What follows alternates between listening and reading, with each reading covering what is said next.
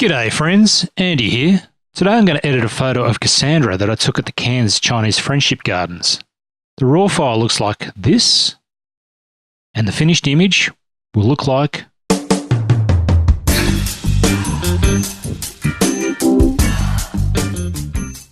Okay, so having a look at our raw image, I can see that it probably needs a bit more content above her head and maybe a little bit of work on her skin there. Other than that, it looks a little washed out, but I really like the shot. So to save some time, I actually have done some work on the face with the spot removal tool.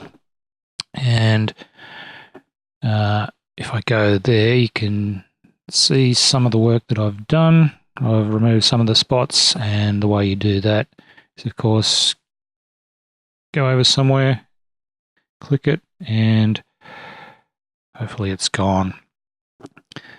And yeah, I might do a couple more of those when I head into Photoshop.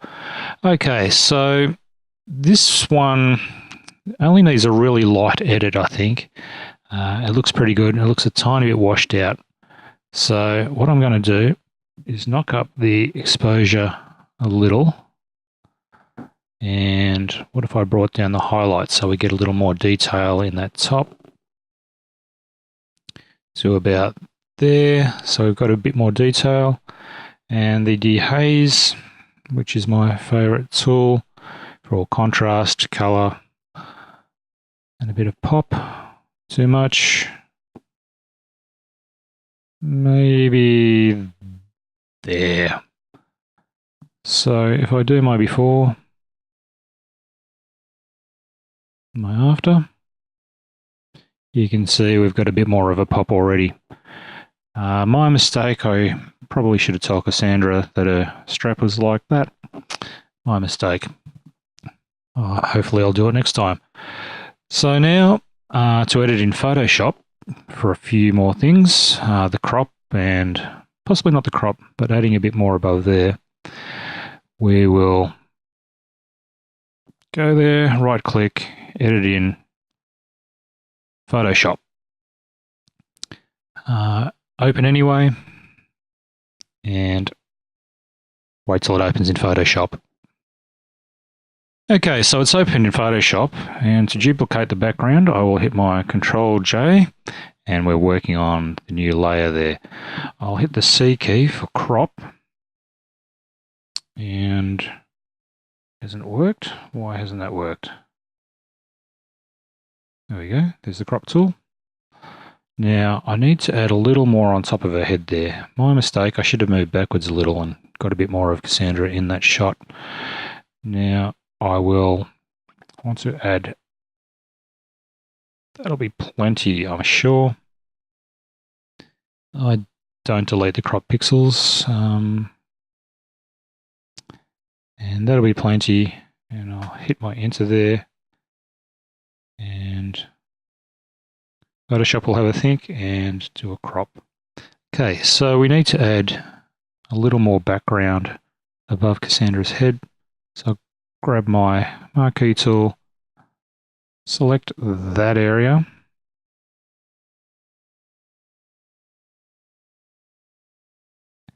and fill it. Edit, fill, content aware fill with color adaptation. Click OK and wait for Photoshop to do its magic. Do some magic, Photoshop. You can do it.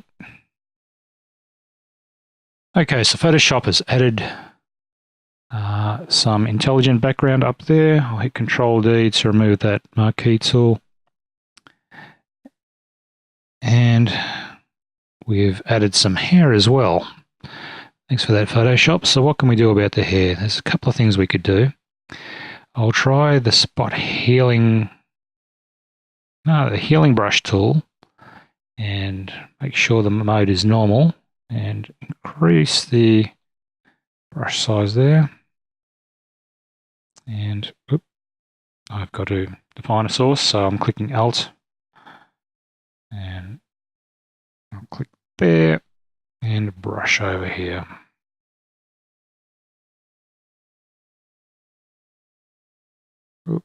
just brush some hair in there, haven't I? I'll define another source. Brush that hair out. And to my naked eye, I can't see any anomalies whatsoever. Perhaps I will darken that area.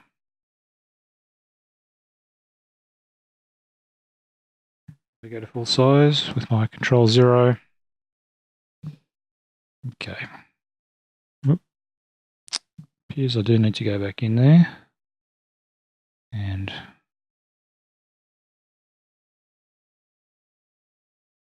have another look at that.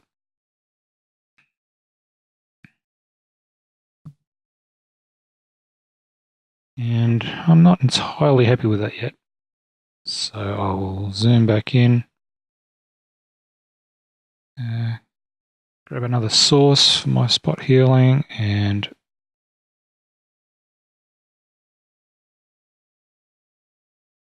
do that. Another source.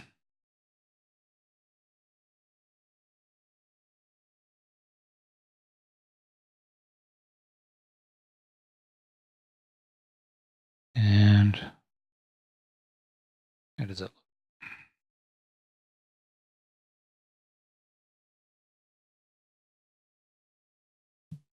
Looks pretty good. And I might have one more go at that.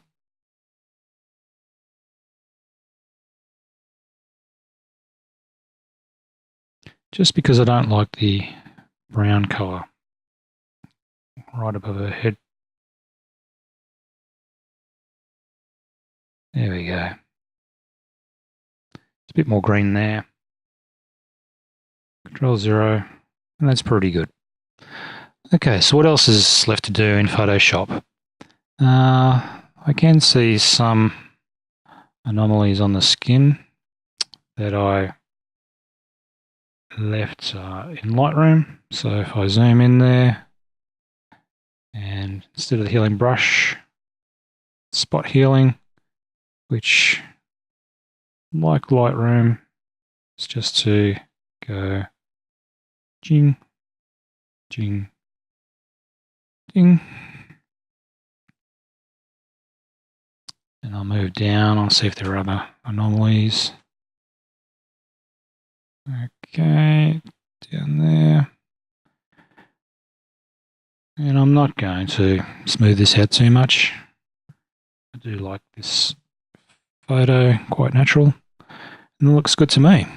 So what I'll do to get it back into Photoshop, to Lightroom, all I do is press save and it will bring a TIFF file back into Lightroom. Okay, back in Lightroom, you can see it's just coming from Photoshop there. I might change the color a tiny bit and add a bit more yellow, which might add a bit more life to it.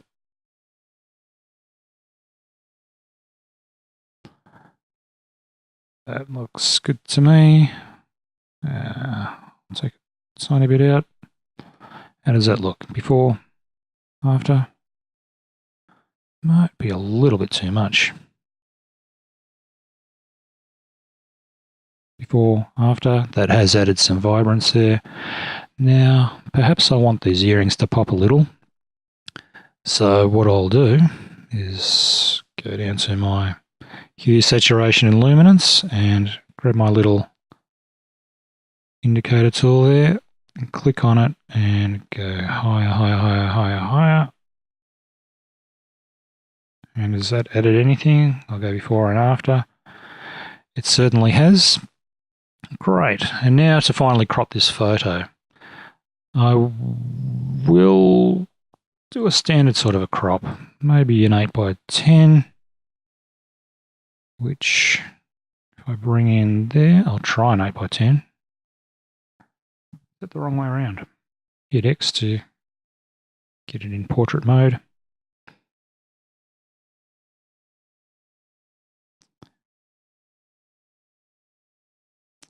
Now, one of the rules is not to chop people off at the joints in photography, so perhaps I won't.